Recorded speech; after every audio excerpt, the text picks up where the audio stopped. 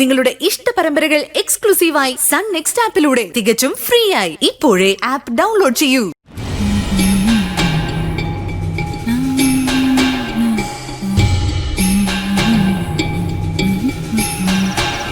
ഈശ്വര, മോളെ ഉറങ്ങിയോ? മോളെ മോളെ ശ്രുതി മോളെ എഴുന്നേക്ക്.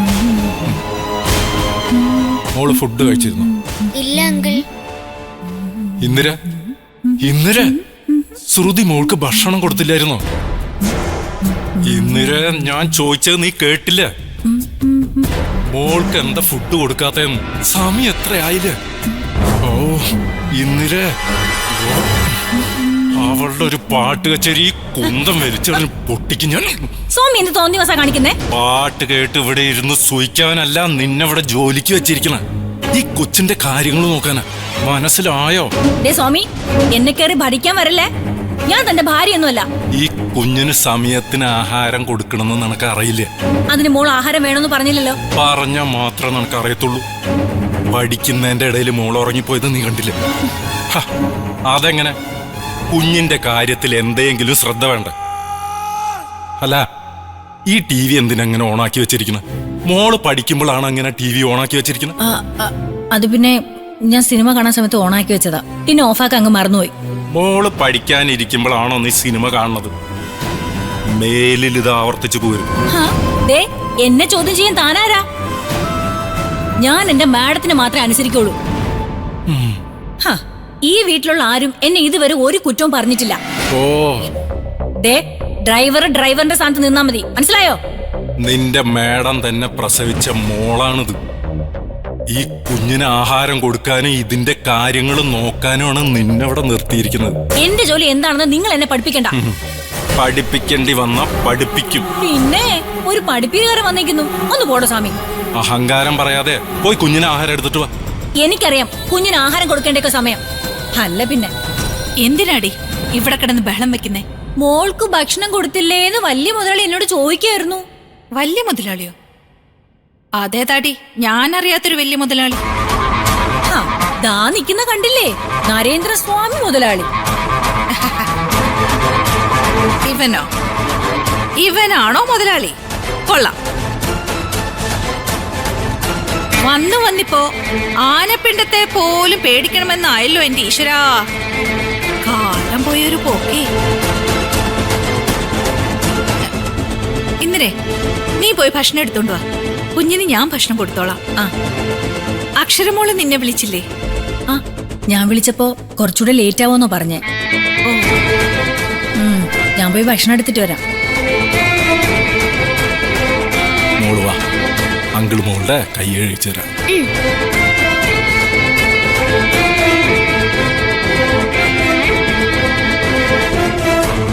എന്നാൽ ഈ അക്ഷരമോൾ ഇത്ര ലേറ്റ് ആവണേന്നെന്താ?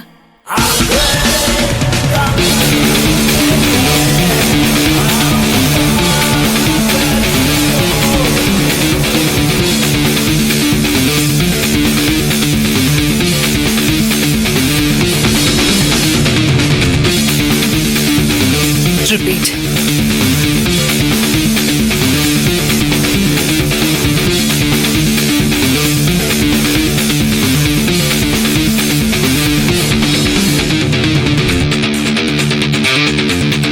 മതി, നീ ഇനി ബ്ലാക്ക് ഔട്ട് ആയി പോകും.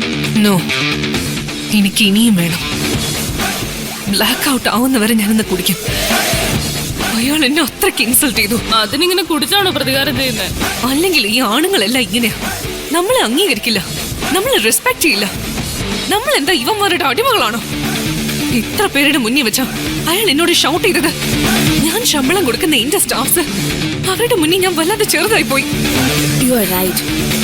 അയാളൊരു മെയിൽ ഷോണിസ്റ്റാ മോളെ, യുവർ ഹസ്ബൻഡ്. ഈ താലി എന്ന് പറഞ്ഞ സാധനം കഴുത്തിൽ കെട്ടി തൂക്കിയാ പിന്നെ പെണ്ണിന്റെ ലൈഫ് കിച്ചണിൽ ഇടിഞ്ഞു തീരണമെന്നാ ഈ ആണുങ്ങളുടെ എല്ലാം പോളിസി. ഞാൻ ആലോചിച്ചിട്ട് കല്യാണം കഴിക്കാതിരിക്കുന്നതാണ് നല്ലത്. ആരോട് ലയബിലിറ്റി ഒന്നും വേണ്ട. ഫ്രീ ബേഡായിട്ട് പാറി പറന്ന് നടക്കാം. Night life, party, adventure trip, എന്ത് വേണോ ആവാം. ഒരുത്തനോടും അനുവാദം ചോദിക്കണ്ട, അല്ലേടി? കറക്റ്റ്. ഇതിപ്പോ ഓരോന്നിനും മുന്നിൽ ചെന്ന് അനുവാദം വാങ്ങിക്കണ്ടേ? അമ്പലത്തിൽ പോവാൻ, ഷോപ്പിങ്ങിന് പോവാൻ, ഒരു ഫിലിമിന് പോവാൻ, ഫ്രണ്ട്സിന്റെ കൂടെ ഒന്ന് ചില്ല് ചെയ്യാൻ, എല്ലാത്തിനും ഇവന്മാരുടെ കാല് പിടിക്കണം. റിപ്പീറ്റ്. ഞാൻ ഒരുത്തനോട് ഒരു അനുവാദം ചോദിക്കാറില്ല. എന്നെ പോലെ അവൻ എല്ലാവർക്കും പറ്റില്ലല്ലോ. നീ ഒരു അയൺ ബട്ടർഫ്ലൈ അല്ലേ? ക്യൂൺ കേരള കോൺടെസ്റ്റൂടെ നീ വിൻ ചെയ്ത പിന്നെ മോളെ നീ ആരാ? പിടിച്ച കിട്ടത്തില്ല. ഞാൻ നിന്നെ ഒന്ന് ഹഗ് ചെയ്തോട്ടെ. ഒരാളുടെ മുന്നിൽ നീ താന്നു കൊടുക്കരുത്. വേണ്ടി വന്ന ഡിവോഴ്സ് ചെയ്തേക്കണം. ഇങ്ങനെ പോയാ മിക്കവാറും ഞാനത് ചെയ്യും. അതിനും വേണം ഇതിനേക്കാൾ വലിയ പാർട്ടി.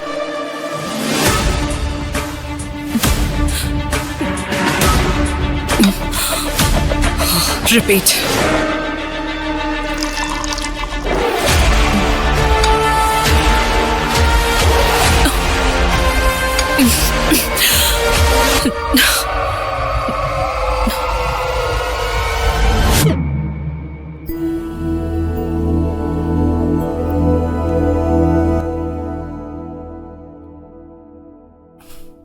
സാറിനിവിടെ കിടന്ന് ബോറടിച്ചോ?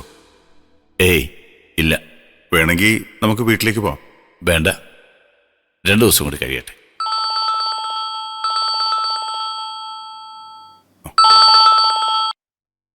ഹലോ. ഓക്കെ, ഞാനിപ്പോ വരാം. എന്തു പറ്റി മോനെ? ഒരു എമർജൻസി ഉണ്ട്, ഞാനിപ്പോ വരാം.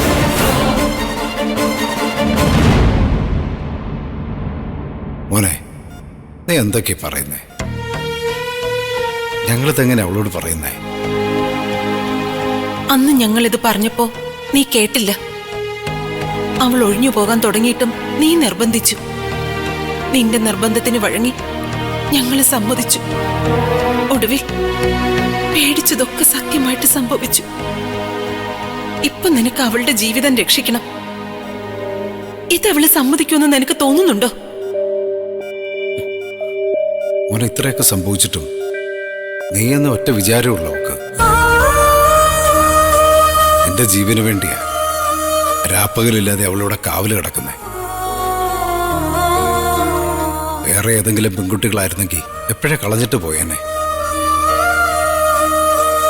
ഞങ്ങളെ കൊണ്ട് ഇത് പറയാൻ പറ്റില്ല. നിങ്ങൾ രണ്ടുപേരും കൂടി തെരഞ്ഞെടുത്ത ജീവിതമാണ്. പിരിയണമെങ്കിലും നിങ്ങൾ രണ്ടുപേരും കൂടി തന്നെ സംസാരിച്ച് പിരിഞ്ഞാ മതി. നിങ്ങൾ പറയുന്നൊക്കെ ശരിയാ. ഞാനാ അവളെ നിർബന്ധിച്ചത്.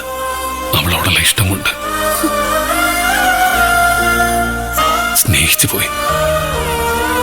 അവളെന്നെ, ഞാൻ അവളെ. ഞാൻ പറഞ്ഞ അവള് കേൾക്കില്ല. പിന്നെ ഞങ്ങൾ പറഞ്ഞ കേൾക്കൂ മോനെ. വിവാഹത്തിന് മുൻപ് നിന്നെ സ്നേഹിച്ചിരുന്നതിനേക്കാൾ കൂടുതൽ ഇപ്പോഴാടാ അവള് കൂടുതൽ സ്നേഹിക്കുന്നത്. ഞാൻ നിന്റെ അമ്മ മാത്രമല്ല, ഒരു സ്ത്രീയാ. അവളുടെ മനസ്സ് എനിക്ക് മനസ്സിലാവും. അവളുടെ സ്നേഹം അറിയാവുന്നതുകൊണ്ട് തന്നെ ഞാനീ പറയുന്നത്. ഈ അവസ്ഥയിൽ അവൾക്കൊരു നല്ല ജീവിതം കൊടുക്കാൻ എനിക്ക് ഒരിക്കലും സാധിക്കില്ല. എന്നെ സ്നേഹിച്ചു പോയി എന്നൊരൊറ്റ കുറ്റത്തിന് അവളുടെ ജീവിതം ഒരു ദുരന്തമായി മാറരുത്. ശരിയാ, എല്ലാം എന്റെ തെറ്റ, എനിക്കറിയാം. പക്ഷെ ഈ കിടപ്പിൽ കിടന്ന് ഞാൻ വേറെ എന്ത് ചെയ്യാൻ?